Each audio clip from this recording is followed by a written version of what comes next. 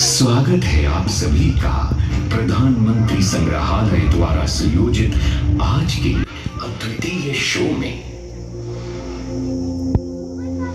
आज का ये मंच समर्पित है उन वीरांगनाओं के प्रति जिन्होंने हमारी मातृभूमि के लिए अपना सर्वस्व न्योछावर कर दिया।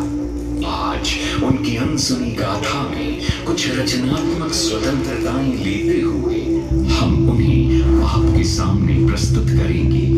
ध्वनि, प्रकाश और दृश्यों के अद्भुत समागम के माध्यम से हमारी कहानी के दो सूत्रधार हैं। एक भारत, जिसकी पावन भूमि पर जन्म लिया इन वीरांगनाओं ने, और दूसरी इन वीरांगनाओं का अलग अलग रूप लेने वाली भारत की बेटी शक्ति।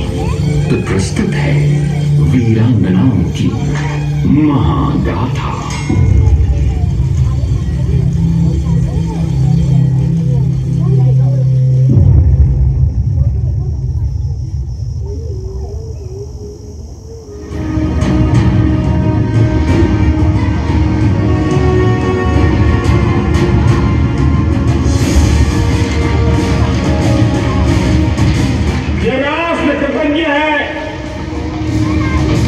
वीरांगनाओं के लिए रानी लक्ष्मीबाई हो, जलकारी बाई, दुर्गा भाभी, रानी गायदेवी हो, रानी जयम्मा, बेगम हजरत महल, बेलू निथियार। भारत की नारी शक्ति क्या होती है? भारत की नारी शक्ति का संकल्प क्या होता है? भारत की नारी त्याग और बलिदान की क्या पराकाष्ठा कर सकती है? वैसी अनगिनत वीरांगनाओं का स्मरण करते हुए हर हिंदुस्तानी गर्व से भर जाता है।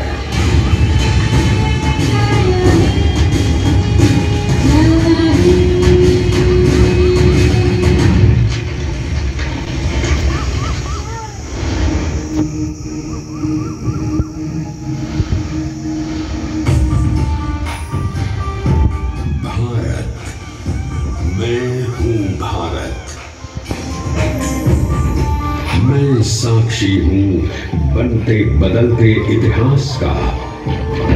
मैं साक्षी हूँ समर्पण और विश्वास का। मुझ पर न जाने कितने ही आक्रमण हुए,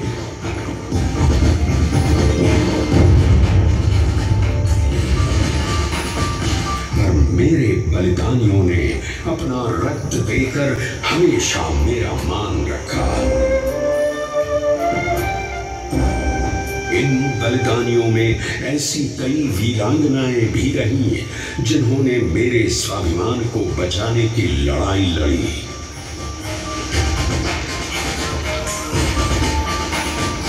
आज आप सुनेंगे उन वीरांगनाओं की महागाथा।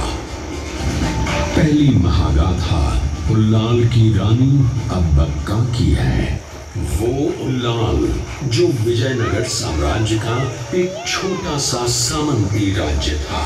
ये वो समय था जब हिंद महासागर और अरब सागर में पुर्तगाली अपना प्रभुत्व स्थापित करना चाहते थे, पर उनकी हर योजना को विफल करने के लिए एक चट्टान की तरह रानी अब्बक्का पुर्तगालियों की विशाल सेना को चुनौती देती रही और मातृभूमि और स्वाभिमान के लिए लड़ती रही।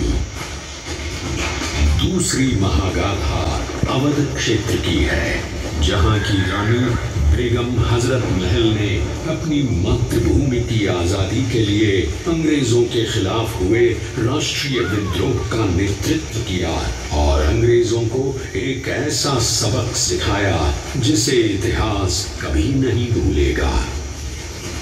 आइए सुनते हैं इन्हीं वीरांगनाओं की कहानी मेरी बेटी मेरी शक्ति से।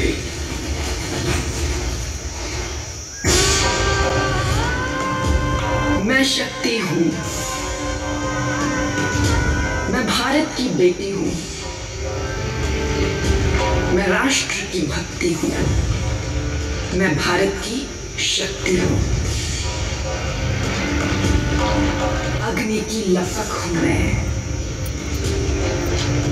शक्ति का आधार हूँ, गूंजती रहे सदा ऐसी एक झंकार हूँ। मातृभूमि पर मुझे गौरव है, अभिमान है, जो कभी झुके नहीं ऐसी एक ललकार हूँ।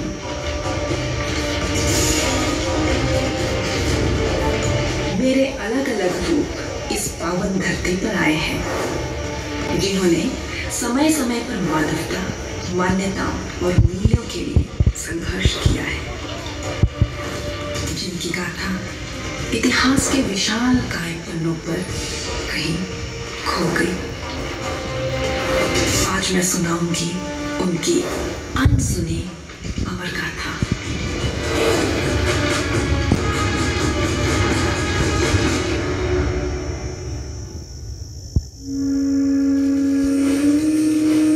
सोलहवीं शताब्दी की शुरुआत थी।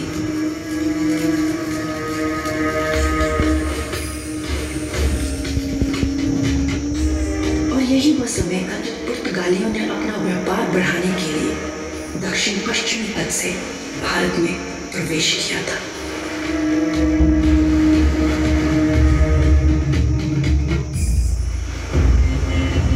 पुर्तगालियों की नौसैनिक श्रेष्ठता के कारण कोई भी राज्य उनसे प्रतिरोध करने की हिम्मत नहीं जुटा पाता था।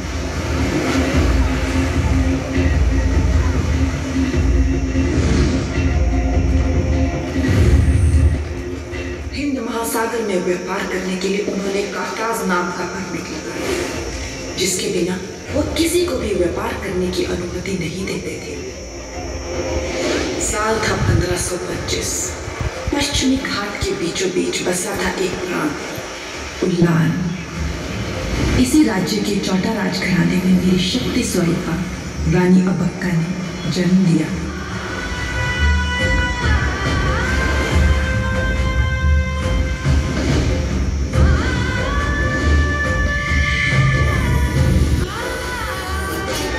मामा तिरुमल राय ने उन्हें तलवारबाजी, शासन व्यवस्था और प्रशासन में प्रशिक्षित करवाया। कम उम्र में ही उनका राज्याभिषेक उल्लाल की रानी के रूप में कर दिया गया।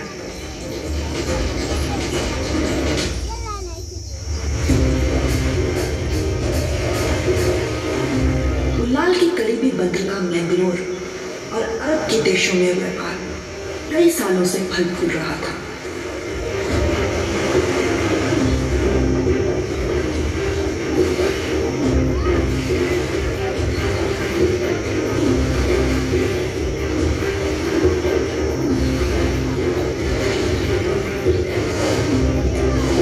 गुड़, चीनी और भारतीय मसाले जैसे काली मिर्च यूरोप में बहुत मांग थी। इसीलिए पुर्तगाली हर हाल में उल्लाल पर कब्जा करना चाहते थे। रानी को इस बात का पूरा एहसास था कि जिन जिन राज्यों पर पुर्तगालियों ने कब्जा किया था, उन लोगों पर घोर अत्याचार किया जा रहा था। अबक्का पुर्तगालियों के इरादों से वाकिफ थी। वो अपने राज्य की सुरक्षा के लिए सतर्कता और संयम से आगे बढ़ी। और जब पुर्तगालियों ने व्यापार की आड़ में रानी पर कर देने का दबाव डाला, तो रानी ने कर देने से साफ इनकार कर दिया। उल्लाल की माटी हमारी है, कर मांगने का अधिकार कहाँ से मिला तुम्हें? बता दो अपने कमांडर को उल्लाल और उल्लाल की रानी किसी के आगे नहीं झुकेंगे।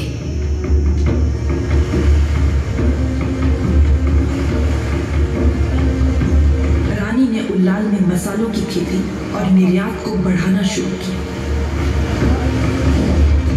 उल्लाल में संपन्नता आने लगी। रानी अबक्का को मसालों की रानी कहा जाने लगा। उल्लाल को हथियाने की चाह अब पुर्तगालियों का एकमात्र मकसद बन गया था। उन्होंने अब फैसला किया कि वे बाकी सारे राज्यों के साथ शांति बनाए रखेंगे और सिर्फ उल्लाल की रानी को बर्बाद करने की रणनीति तैयार करेंगे। रानी के लिए ये सिर्फ अपने राज्य का व्यापार बचाने की लड़ाई नहीं थी।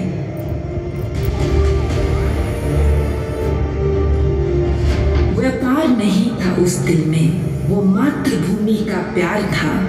अपनी शर्तों पर खड़ी रही एक स्वाभिमान भरा संसार था। स्वाभाविक रूप से शांत रानी और उल्लाल की प्रजा को हिंसा की कगार पर बार बार धकेला जा रहा था। 1567 में जनरल पियाक्सोटो ने उल्लाल पर धावा बोल दिया।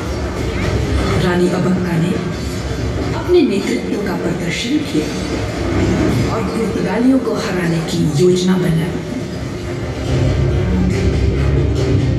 डूबते सूरज की रोशनी से रानी में एक अलग ही शक्ति का सूर्योदय हुआ। उन्होंने पुर्तगालियों पर पूरी शक्ति के साथ आक्रमण किया। उन्होंने वीरता से जनरल पियाक्सोटो का अंत किया।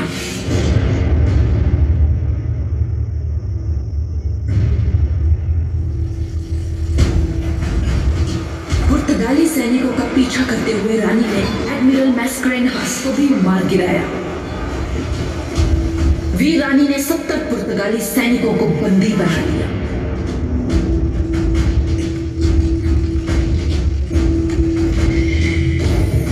ये रानी अबक्का और उल्लाल की बहुत बड़ी जीत थी। रानी अबक्का के जय घोष से सारा आकाश गूंज रहा था।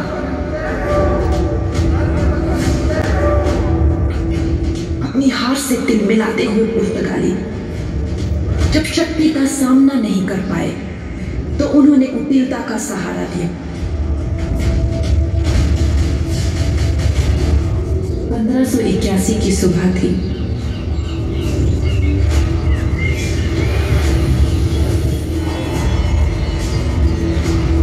रानी अपने परिजनों के साथ अपने आराध्य सोमनाथेश्वर भगवान की आराधना कर रही थी। उनके साथ बस गिनती के ही सैनिक थे।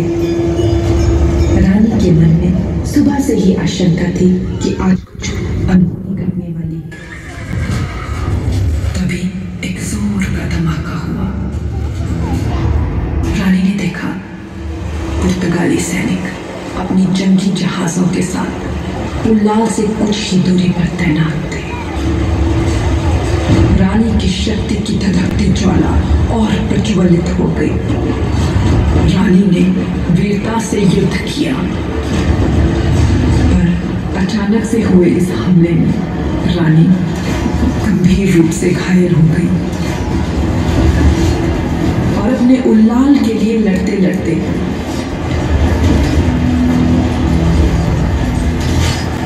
सूर्य के तेज में समा गई। उन्होंने अपनी आखिरी सांस तक अपने स्वाभिमान और अपने उल्लाल का सर ऊंचा रखा। उस निडर निर्भय अभया रानी की जलती रही चिंगारी, उस स्वाभिमान को शत शत नमन, उस बलिदान को शत शत नमन, रानी अबक्का को शत शत नमन।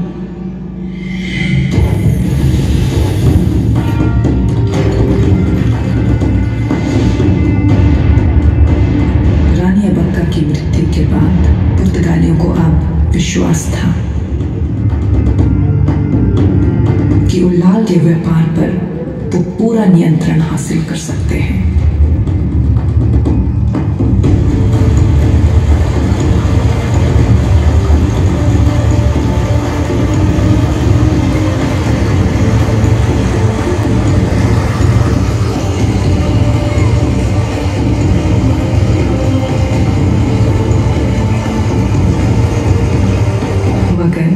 उल्लाल में उम्मीद की किरण एक बार फिर जागी।